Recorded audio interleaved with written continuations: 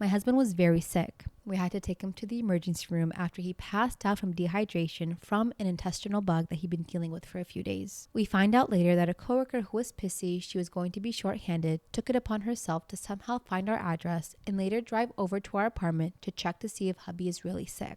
You ever find out you were someone's backup and suddenly the dress doesn't fit right? Or imagine celebrating the biggest moment of your life, only for your boyfriend to make it about himself. Yeah, today's stories are giving betrayal, boundaries, and bold decisions.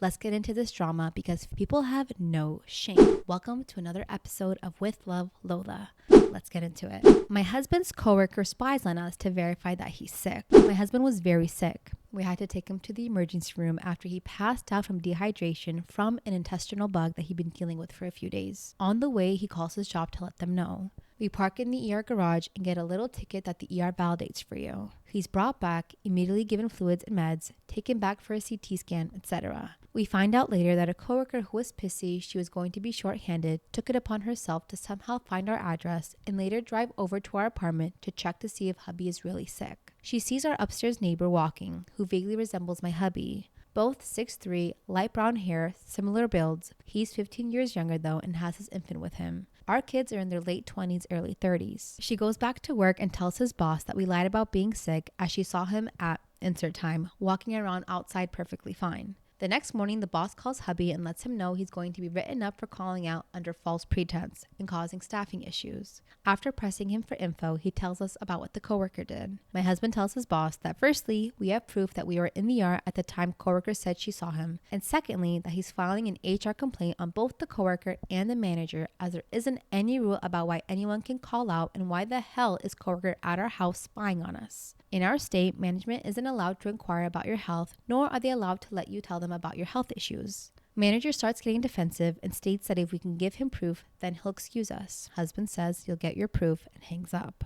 He immediately calls HR and lets them know what happened, and we provide them the timestamp parking ticket and part of the discharge paperwork from the ER showing what time we arrived and left. The next week, an email is sent out notifying all employees and management about the law concerning sick time, and also a separate notification that employees are not to be following, spying on, or otherwise contacting other employees outside of the office regarding work, time off, etc. My husband was called into a meeting with the manager, the department head, and the female employee. The manager and the employee were both absolutely roasted by the department head. The only thing the employee had to say was that the person she saw looked like my husband and she was just angry about the situation.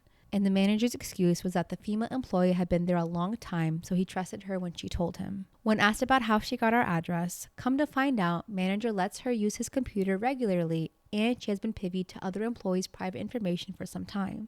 Department head said the husband was free to go and his profound apologies. We found out later that the employee was fired and manager was demoted and moved into a different department. Oh my God. I was going to say, without reading this, when you call in sick legally, doesn't matter if you're sick, doesn't matter if you're partying. If you got those sick hours time banked, you can do whatever you want with it. I'm happy these people left your husband's team because I would never want to work with people like that. You're sick, feel better, we got you covered. And for her to be so bitter to go drive to find out where you live, to see if you were there, that's get a life. It's just a job. What is wrong with you? And if you caught him at freaking Disneyland, who cares? He called in sick, none of your business. And it makes it all worse because he actually was sick. I'm going to read the top comment because it's funny. And they say, did the coworker spy on your husband during the workday when she should have been, working?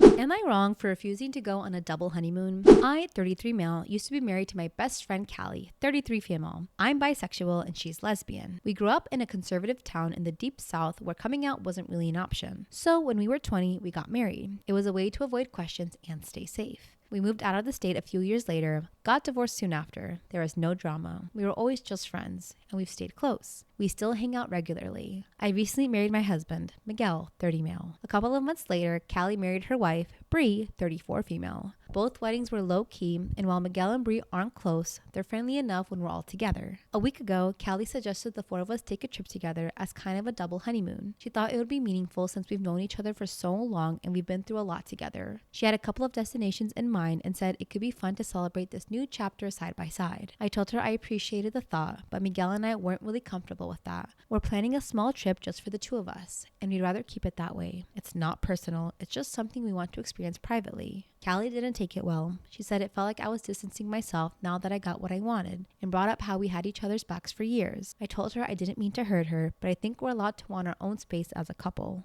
Now things are a little tense. Bree messaged me to say that she gets it, but Callie's upset and feels like I brushed her off. I'm wondering now if I was too blunt or I should have handled it differently. Am I the asshole for not wanting to do a double honeymoon? I mean, like, I would never want to do a double honeymoon either. Can you just do a honeymoon by yourselves and then just go on this trip together with the four of you and just don't call it a double honeymoon, just call it a trip? I think why she feels sad is that she suggested the trip and then you just flat out turned her down, makes it seem like, I'm married now, I have no interest for you or my friend, blah, blah, blah, blah.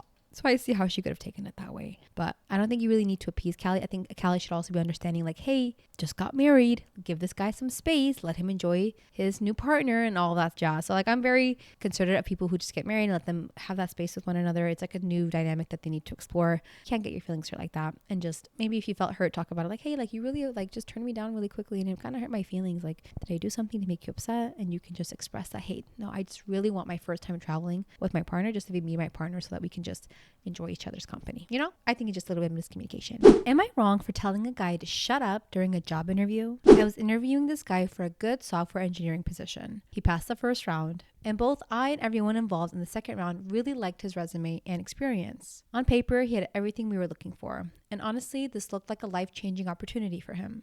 Then he shows up, very serious and not smiling at all. I'm used to that in tech interviews, and I understand it can be an intimidating environment. We did a round of introductions, and then he opened the interview by saying, let me tell you a little bit about myself. We said, okay, go for it. He started talking about his personal and professional background. After about 3 minutes, I jumped in to ask a follow-up question based on something he mentioned. He replied, I will answer, just give me a moment, and continued talking. A coworker jumped in with another question and he said the same thing to her. At this point, we were kind of looking at each other, but decided to let him continue and give him the benefit of the doubt. But after 5 more minutes, I jumped in again with another question. I had to talk over him to do it. He finally paused and answered, but in such a long-winded way that he ended up veering into another topic. My coworker asked another question and the same thing happened. At this point, I was ready to end the interview. I tried to politely wrap it up several times, but he was unable to read the room and just kept talking. I finally raised my voice slightly and said something like, thank you very much for sharing your background. In the interest of time, I'd like to ask if you have any questions for us. This is standard protocol and helps us prepare answers for future interviews. He asked a question about the team. As I was answering, he raised his finger and interrupted to talk more about his background. I let it go.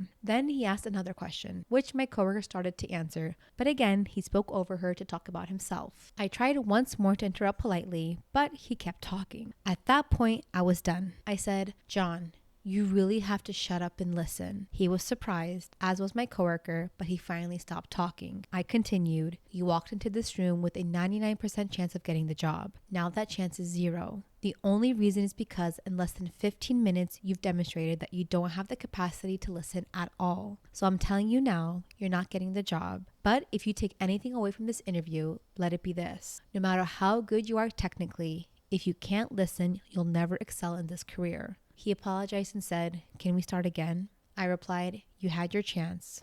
Best of luck in your future interviews.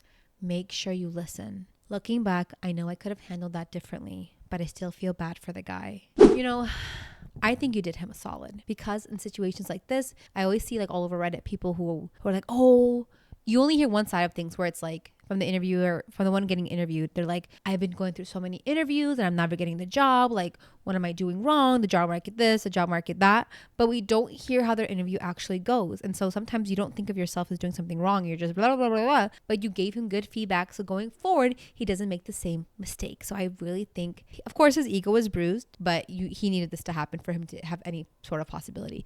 I think it sucks that's like, for them to say you had a 99% chance of getting this job and you really just blew it because you couldn't listen. You just talked about yourself for 20 minutes. It's for sure a blow to his ego, but he's going to remember this for the rest of his life. Or he'll be like, wow, these people are stupid, okay?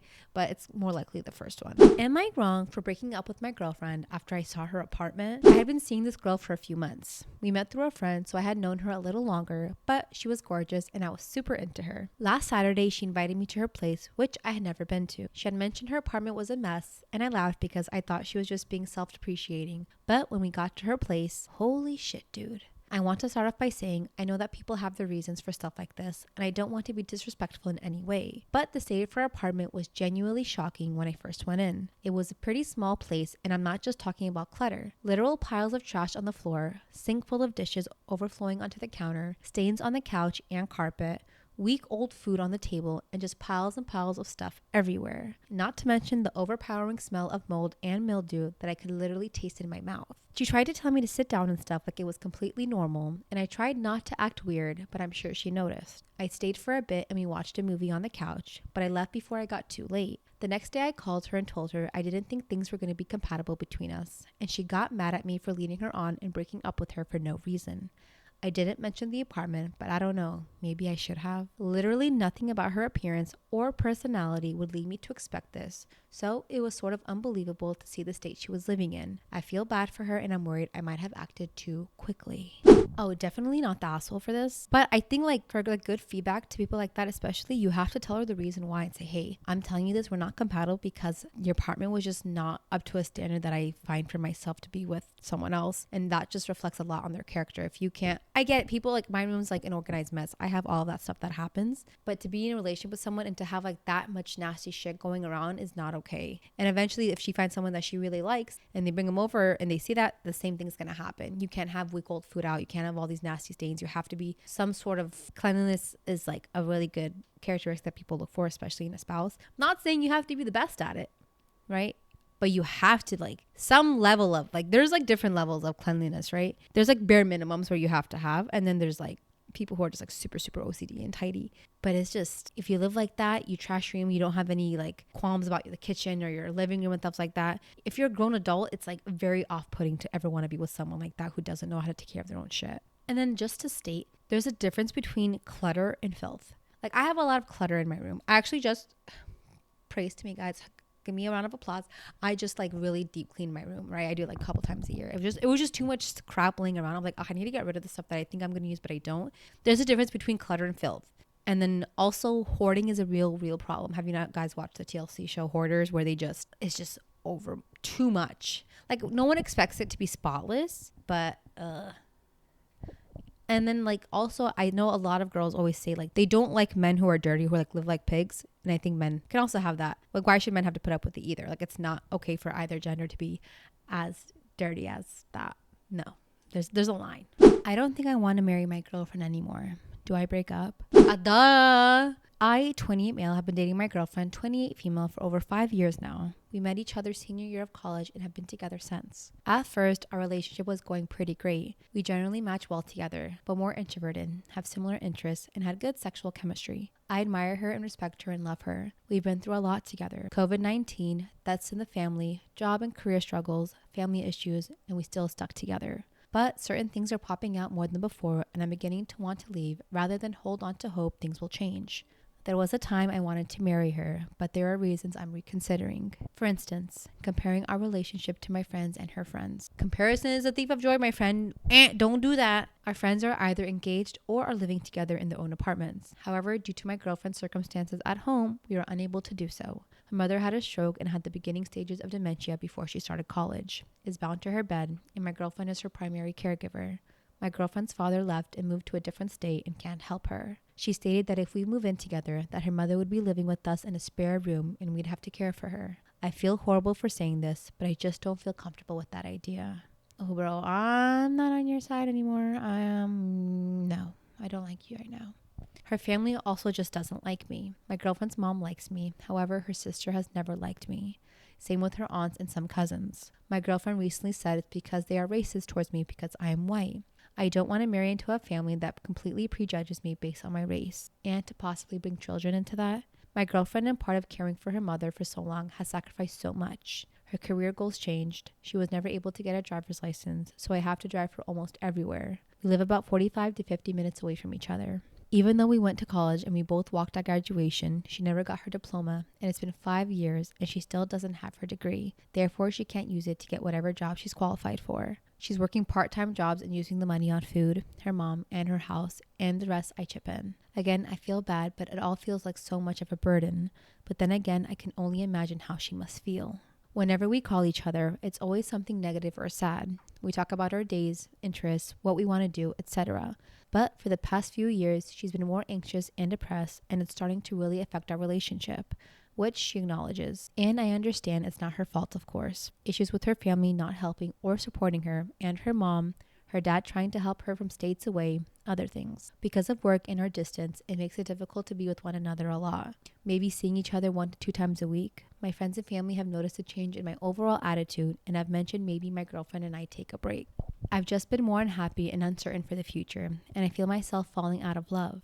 I can't help but wonder if it's better to move on. I guess the grass isn't always greener and all, but this grass just seems more yellow, I guess. Okay, I'm gonna read this comment that I like. It's pretty clear what happened. Your girlfriend went home to take care of her mother and honestly believed she was going to finish her degree, get her driver's license, and grow into independence as she found alternate care options for mom. And then the crippling burnout of being a caregiver to seriously disabled adult kicked in, and all of those routine things got further and further away. Now it's been 5 years and she's further down the hole than ever. It's easier to do the bare minimum, taking care of mom, than to take care of mom and take all of the actions required to get mom the long-term care she needs. It's tragic, but you can't form those plans for her and execute. She needs to decide what she needs to do and actually do it. I think it's time for a very difficult conversation. Tell her that if you are going to be with her, there needs to be a plan, a distinct series of achievements and steps to her independence. You can support her in her plan, but she has to decide what she wants and start to execute.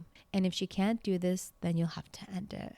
Okay, yeah, I know I don't know. I feel like people who haven't taken care of a parent, it's hard to put yourself in the shoes of those who do. Because I do have an elderly parent, but I'm not by myself, and my dad has a really good support system. I understand the need that it takes for that, but at the same time, like, we're all proactive in making sure that we all still have our independence and we're all still able to take care of ourselves before taking care of someone else. I think if you do love her and you do see a future with her, I think this is your biggest hiccup, is just her sick mom is really the cause of a lot of your issues. Then you just need to have that conversation and see what are the possible outcomes for you guys to help get out of this rut for her and gain that independence and maybe move on with life. It is hard. It's like going to be a really difficult conversation, but I think when you're in the thick of it, you don't really notice, and you're just focusing on your mom, and you just feel all this guilt, like, you know, one day she'll pass away, and I want to make sure that I did everything I can to show how much I love her and take care of her and make sure she passes in like the most calm and easiest way possible. Am I wrong if I break up with my boyfriend for ruining my attorney swearing in moment? No, you're not, the asshole, because I want to hear how he did this. Makes me so mad for you. Congratulations for your becoming an attorney. I, 35 female, was recently sworn in as an attorney, but my boyfriend, 33 male, ruined it. I graduated law school in May of 2023. I was going to take the bar that July, but was diagnosed with an aggressive form of breast cancer a month before the exam. The diagnosis threw me for a loop and ruined what I pictured my life after law school would be. I withdrew from the July exam and transferred everything to the February 2024 exam, thinking I'd be done with treatment. Wrong. I took my first bar exam in the middle of radiation treatment and almost 2 months after my surgery. I took that exam mostly because I had already paid, but didn't take it as seriously as I would have had I not just gone through 16 rounds of chemo, surgery, and actively in radiation treatment. Unfortunately, I had to take the bar exam a couple of extra times before I got a passing score. Which, given that I just finished my active cancer treatments in May of 2025, I guess it's not that bad. Fast forward to now, I got a notification that my oath ceremony was Tuesday of this week. Since life loves to throw curveballs at me, I opted to do the swearing in via Zoom because my dad had a heart attack the Tuesday before and 5 mini strokes after that, which left him with limited mobility. My boyfriend and I live about an hour and a half away from my parents. I went to my parents and he stayed at home. I wanted him to be there with me, not just to witness such a momentous moment for me, but also as support because of everything my parents are going through. My mom has stage 4 gastric cancer. Things with getting him to my parents was just too complicated, so we agreed we would do a FaceTime during the ceremony. The ceremony started and the judge was giving her speech and began swearing people in. My boyfriend was waiting on the call patiently for most of it. However, at one point I saw out of the corner of my eye that he had gone into a store. That happened just as it was about to be my turn. Then I saw the call disconnect. He had lost signal. About 3 seconds after the call ended, it was my turn to do the oath. I was already mad because he was going to miss the moment I had waited so long for. But then it got worse. He began to call me repeatedly in the middle of my oath. Every time the call would come in, it would ring on my computer, distracting not only me but also the judge administering the oath. I would quickly ignore the call, but then another would go through. He called about 6 times, which covered the entire oath. I am extremely upset. after everything I had gone through to get to the point and everything I was still going through just for that to happen. Not only did he miss it, but he ruined it. I put my phone on Do Not Disturb, but the call still came through. Also, would he not figure it out by the second or third ignored call that maybe he should stop calling? Part of me thinks he did it on purpose. I don't know how to feel anymore, but I honestly think I want to break up over that. Am I the asshole? Oh my God, first of all, congratulations on becoming a lawyer. Like, that's not, like, people, it's really, really hard to study. There's just so much going on in this. Like, for you to have to go through cancer, your father to have the heart attacks, your mom to be going through cancer, and for you to still push through and pass your bar exam and become a lawyer, that's such an accomplishment. And I feel so sad that it was overshadowed by what was going on because of your boyfriend.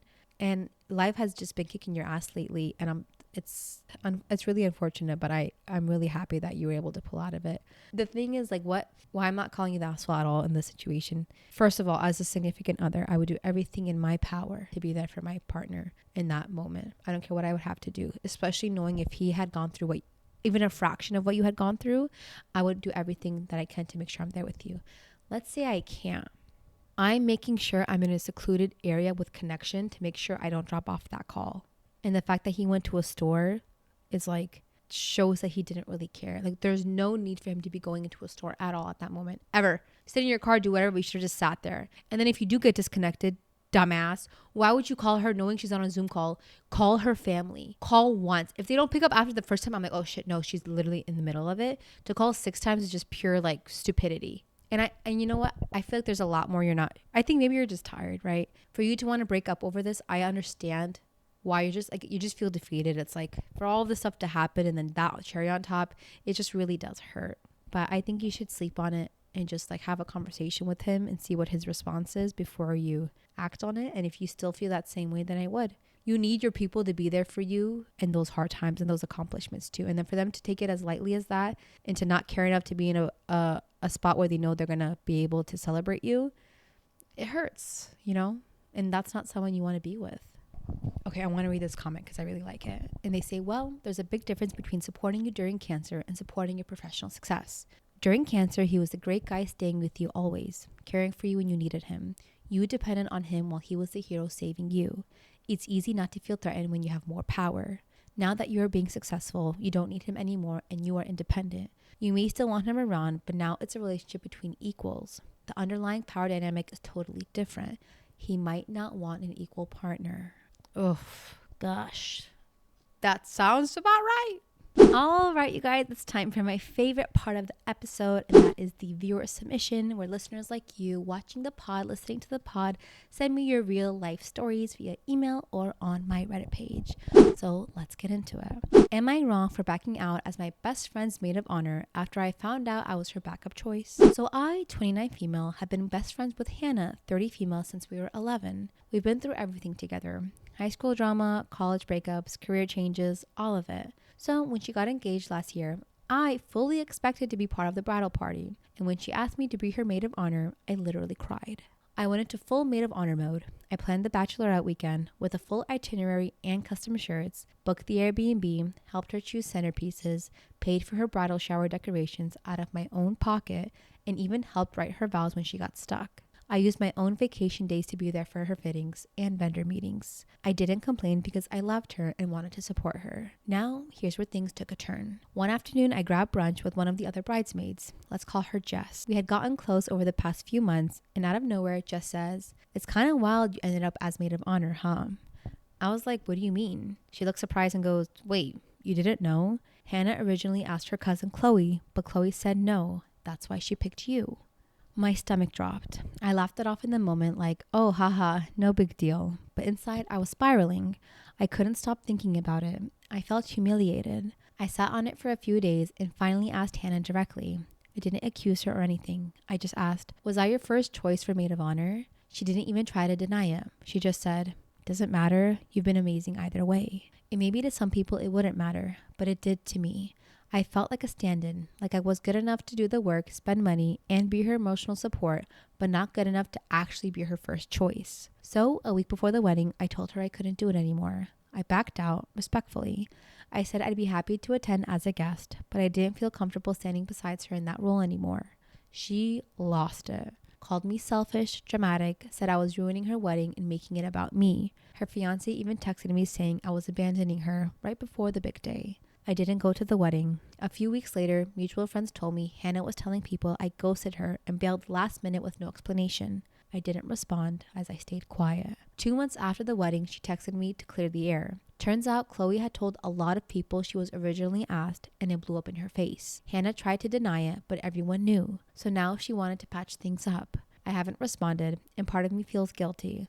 Like maybe I was too sensitive. But the other part of me thinks I had a right to walk away from something that no longer felt genuine. So, am I the asshole for backing out as a maid of honor after I found out I was the backup? Okay guys, tell me if I'm the only one here, but I kind of feel like she overreacted just a little bit. You know what I mean? Am I the only one who thinks that? Let me explain to you why. For example, if I was getting married, my maid of honor would be my sister. And if for some reason my sister couldn't do it because she's pregnant, has a newborn, whatever it is, I know she won't be able to commit her 100% time and dedication to it, I would pick someone else. Is that wrong of me? No, it just goes through like a chain of command. Like you got down your list of people. Would you rather her have not had a maid of honor at all because her cousin couldn't do it? Or, I mean, I get why you're hurt. Like, I'd be like, what the hell? Like, I think because maybe she would have been your first choice for maid of honor. And like, you kind of expected it back and forth. Maybe it took you out of like left field to be like, what the hell? I wasn't your first choice. But I do think not going to the wedding and like doing all this stuff was a tad bit over emotional, right? Especially if like she wasn't treating you bad or anything like that. I think just solely for the fact, guys, I want to hear other people's opinions too on this because I may be like biased. I don't know. I just think this is an overreaction, her not being first choice. You get it? Like, I wouldn't be mad at my friends. Like, if someone couldn't do it, their sister couldn't, they asked me to do it, I'd be like, oh my God, like, I'm so honored that you even think of me to be that close person for you. Cause it's like a close role. It's an important role and a trustworthy role. So I don't care what order I was asking. If I got out, I'd be happy. You know? Is that just me? Whew, that was a lot. Backup bridesmaids, sabotage milestones, and job interviews that turned into WWE matches. If there's one thing these stories prove, it's that common sense isn't so common.